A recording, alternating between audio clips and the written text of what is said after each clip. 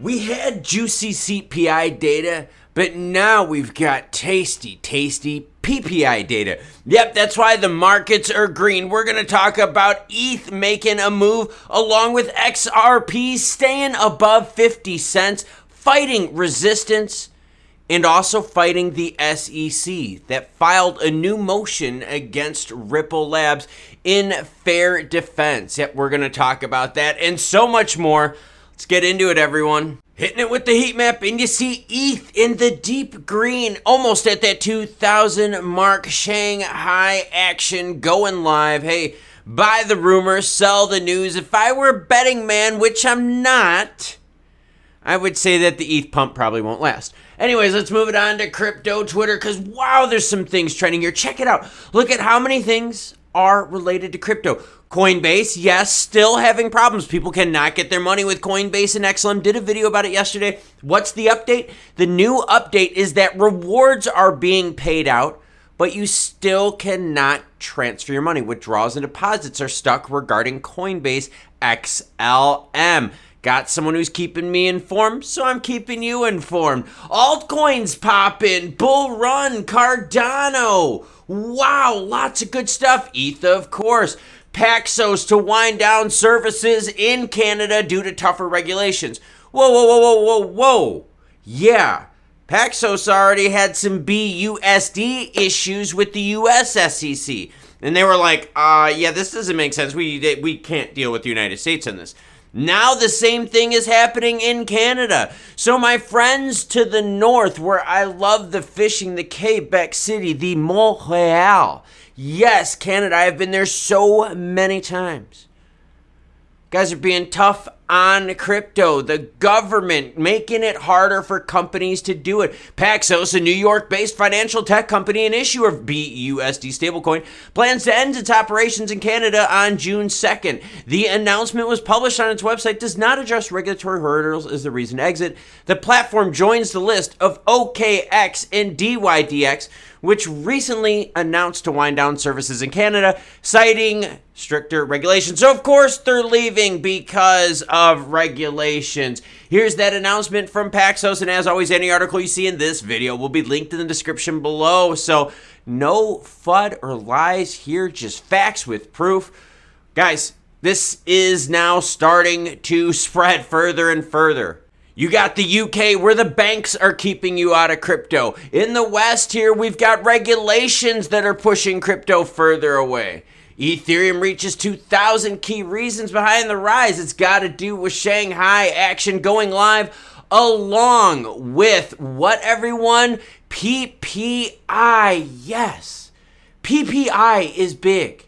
Why is it big? Secondly, recent data from the Bureau of Labor Statistics revealed that the producer price index, we covered the consumer price index because that's us. That's us. Of course we want to cover that. We want to know how expensive our cereals and milks and poultry crap is. Oh my God. But anyways, the PPI for final demand declined by 0.5 in March. This is massive. We had a 1.0 on the CPI. We had a 0.5 now on the PPI. This drop in inflation, which surpassed the estimated 0.1 in previous months' negative 0.1, has definitely influenced the rally. Macroeconomics still rule the roost. And because of that, let's take it deeper, ladies and gents. Because of that, the people that make money on knowing what the Fed do. And remember, when the Fed pauses, we stay and go even more green. Data changed, everyone. That's right. Because of now positive PPI data, you had yesterday 70% of people out there that trade this stuff say, yeah, the Fed's going to come in with the rate hike. 10% of them said, screw it, no way, that thing just changed. PPI data swayed 10% on the move with that. That's why you follow this channel, because we give you juicy goodness like this. XRP, above 50 cents still. This is impressive. If we can have Jerome Powell and the Fed pause on rates while CPI, while PPI both just go down naturally because of the lag effect. Because some of the rate hikes, think about it, when they do the rate hikes, the effects don't happen just right away. It's not like right away that, it chokes the economy. No, it takes some time to eat up that money. So for people, that have credit cards and stuff like that, as that rate goes up, yeah, your payment hits, right? Your next payment is that higher one. But then you burn through more money, you know, those months and months down the road. People wanting to buy homes, right? It chews up your money months and months down the road with the higher interest that's tacked on. So there's a lagging effect. So is this lagging effect going to allow us more green in crypto because Jerome Powell and the Fed can pause? Ooh, sure seems like it.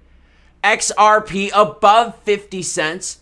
51.3 is the high so far today with 50.2 as the low. Let's take another zoomed in look at what we got here. And you can see that we've really started trading north of that 50 cent line. We've really made that the current barrier right now. I know there were some fears yesterday, but people were taking profits.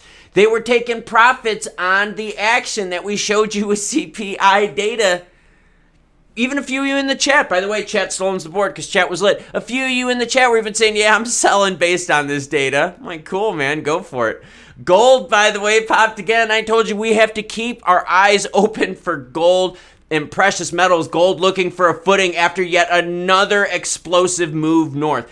A bunch of you out there are gold and silver stackers. We're going to make sure we keep this rally going as well, coverage-wise for you. But now the SEC going after XRP. We've got file in here saying, hey, SEC files letter of supplemental authority in further support of its motion for summary judgment, getting rid of the fair notice defense. What's interesting about that, here's that letter from the SEC to Judge Torres. What's interesting about this is they're using current, like as in, oh my God, it just happened case law. Stuff that just happened.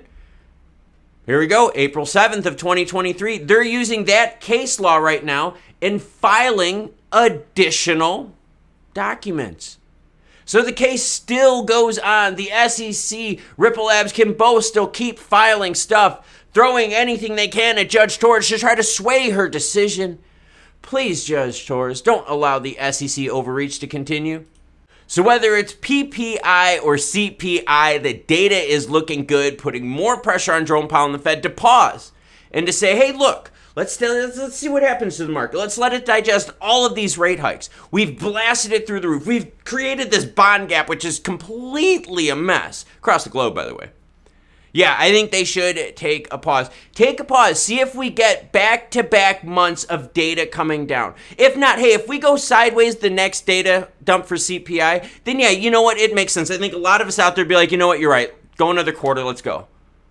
But if we go 5.0, right, which we just did, and we drop now down to like 4.5, 4.4, 4.3, 4.0, yeah, then Fed, you don't need to keep raising rates. The previous actions are doing what they're intended to do.